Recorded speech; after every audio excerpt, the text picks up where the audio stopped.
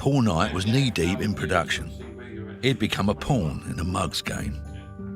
He'd written the script, but he didn't know what was happening behind the scenes. He began to cast his blockbuster with a new budget from Bashar of under 100 grand. Not that that stopped him going after some big names.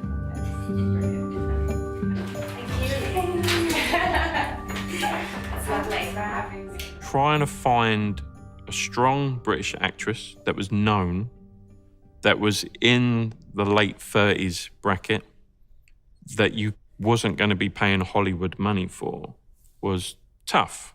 When I was describing the character of Audrey to my wife while writing, she flicked on the TV to Loose Women, and she said, "You've just described this woman." And it was Andrea McLean. Oxford dictionaries have revealed their word of the year. It's something long, hard to pronounce. Something long, hard. So I just contacted her agent and I said, "Look, I know she doesn't act, but I've got this film, we're shooting this month." And the agent said, "Well, I'll pass on the script to her." And then I got an email direct from Andrea. She said, "Look, I haven't acted, but I would kick myself if I turn around an opportunity." She said, "I can't guarantee I'm going to be any good." And it was like, well, for what you've read, I can work with. And that's how we got her involved. I got a phone call from a friend of mine who's in the kind of film game and just said, "Danny, there's a part come up. Are you available? The director's seen your work. He's happy for you to play it. Are you available? Do you want to come along and do it?" I said, "Send me over the script." I saw the script. It was a bit of a PA secretary part, which is kind of different to what I normally play. So I was like, great, show a bit of variety and get involved. Paul came to me, I was working in a bar in Soho, and he literally just offered me the role. He had me, down for playing Tess in the film.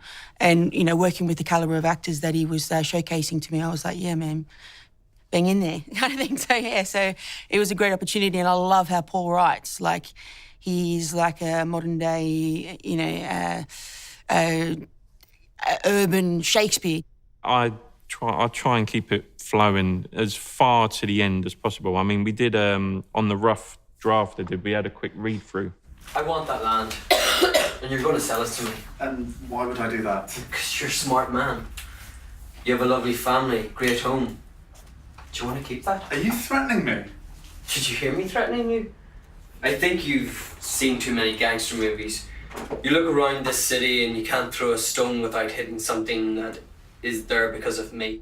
I make no bones that in my past I've done bad things. I run with bad people, was in certain crowds, we did things.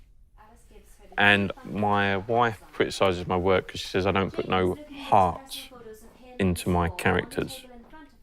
I live in a world where that's because I know there is no heart. You know what I mean? That is for soppy love stories. That's not the real world. The real world, this is how it is.